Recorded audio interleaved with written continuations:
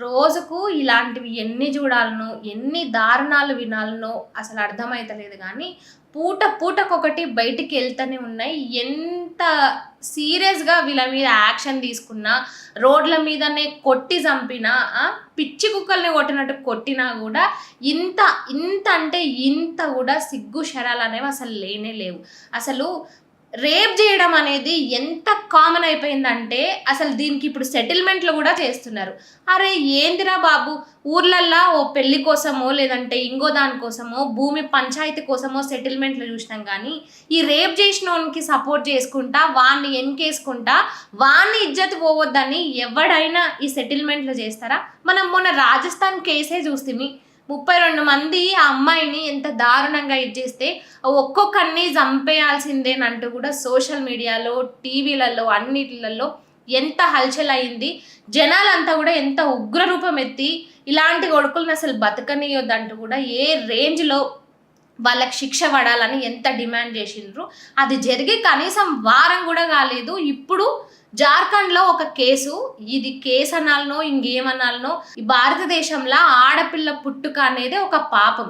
ఆ పుట్టి పెళ్లి చేసేవరకు దేవుడెరుగు కానీ ఈ గ్యాప్లోనే ఆ పిల్ల ఏమైపోతుందో, ఆ పిల్లకి ఏం జరుగుతుందో అనే దానికి అసలు భద్రత అనేదే లేనే లేదు. ఈ జార్ఖండ్లో జరిగిన ఇన్సిడెంట్ ఏంటంటే, 3 ఏళ్ల పాప. ఆ పాపని వాళ్ళమ్మ ఏదో పని మీద పోతూ మా పాపని ఇట్లా ఉంచుకోండి కొంచెం సేపు అని ఓ వేస్ట్ ఎదవకి ఆ పాపని అప్పచెప్పి పోతే వాడేం చేసిండంటే ఆ పిల్లని రేప్ చేసిండు. రేప్ చేసిన తర్వాత వాళ్ళ అమ్మ వచ్చి చూస్తే ఆ పిల్లకి ఎందుకు ఏడుస్తుంది అని హాస్పిటల్కి తీసుకుపోతే ఆడ డాక్టర్లు చెప్పింది ఏంటంటే ఈ పిల్లని రేప్ చేసిరని చెప్పారు.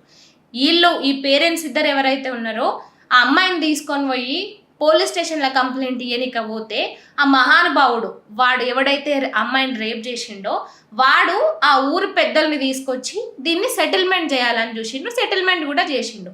ఇంకా ఆ సెటిల్మెంట్ ఎట్లాంటి సెటిల్మెంట్ అంటే, ఆ అమ్మాయికి జరిగిన అన్యాయానికి ఖరీదు ₹1,00,000.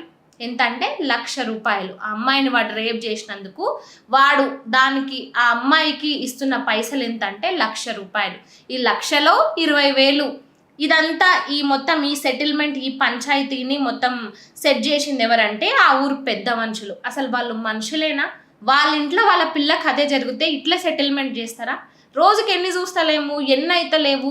ఒక పక్క ఎవడైతే ఈ రేప్ చేసిండో వానికి కఠిన శిక్ష పడాలని మొత్తం దేశమే ఒక వైపు ఉండి ఇంతగానం కొట్లాడుతుంటే, వీళ్ళు మాత్రం ఓ పక్క చూసుకుంటేనే మళ్ళీ ఇదే విషయాన్ని ఇంత సింపుల్గా ఇంత కామన్గా పెద్ద మ్యాటరే కాదన్నట్టు దాన్ని కప్పిపుచ్చడానికి ఈ సెటిల్మెంట్లు చేసిండ్రు. ఈ సెటిల్మెంట్లో భాగంగా వాడు ₹1,00,000 మొదట 20,000 ఇస్తే ఆ 20,000తోన ఈ పెద్ద మనుషులు, ఈ సోకాల్డ్ పెద్ద మనుషులు ఎవరైతే ఉన్నారో వీళ్ళు అక్కడనే కూర్చొని మందు తాగుకుంటా చికెన్ తినుకుంటా ఎంజాయ్ చేస్తున్నారు. ఈ విషయం అంతా ఎట్లా బయటకు వచ్చిందంటే, ఆ ఊర్లో ఉండే కొంతమంది ఇదంతా పోలీసులకు చెప్పిండ్రు. అప్పుడు పోలీసులు అక్కడికి వస్తే ఈ మహానుభావులు ఈ పెద్ద మనుషులు ఎవరైతే ఉన్నారో వీళ్ళు ఎంజాయ్ చేసుకుంటా మందు తాగుకుంటా మంచిగా చిల్ అవుతున్నారు. ఈ పెద్ద మనుషులని ఎవడైతే ఆ అమ్మాయిని రేప్ చేసిండో వాన్ని వీళ్ళందరినీ కూడా బొక్కలేసిండ్రు. వీళ్ళని బొక్కలేస్తే ఏం సరిపోదు, ఆడనే ఏడైతే అమ్మాయిని వాడు రేప్ చేసిండు చూడు అదే ప్లేస్లో ఈ చెత్తనా కొడుకుకి వీని తప్పుని సపోర్ట్ చేసిండ్రు చూడు వీళ్ళందరూ పెద్ద మనుషులు. వాళ్ళని ఎవడైనా పెద్ద మనుషులు అంటారా? పెద్ద మనుషులని పేరుకే కానీ ఇలాంటి పనులు ఆ పెద్ద మనుషులు చేసేది. కొన్ని పెళ్ళిళ్ళను నిలబెట్టడానికే పెద్ద మనుషులు పెద్దరికాన్ని చూపిస్తారు కానీ ఇలాంటి పనికి మాలిన విషయాలలో, ఇలాంటి అమ్మాయిల జీవితాలకు సంబంధించిన విషయాలలో ఈ పెద్దరికం చూపించి ఏం సాధించుకుంటున్నారు?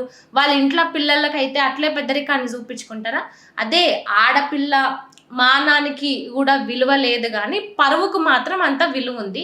ఆ ఎదవ ఎవడైతే ఈ తప్పు చేసిండో వాని పరువుకి విలువ ఉంది కానీ అక్కడ అమ్మాయికి జరిగిన తప్పు, ఆ అమ్మాయికి జరిగిన నష్టం ఏదైతే ఉందో ఆ నష్టానికి మాత్రం విలువ లేదు. ఏం చేయాలి? ఇట్లాంటి కొడుకుల్ని ఎన్ని శిక్షలు వేసినా, రోడ్ల మీద కాల్చి చంపినా, కొట్టుకొని పిచ్చి కుక్కలు కొట్టినట్టు కొట్టినా కూడా ఇవి మారవు, ఇవి తగ్గవు. 3 ఏళ్ల పాప.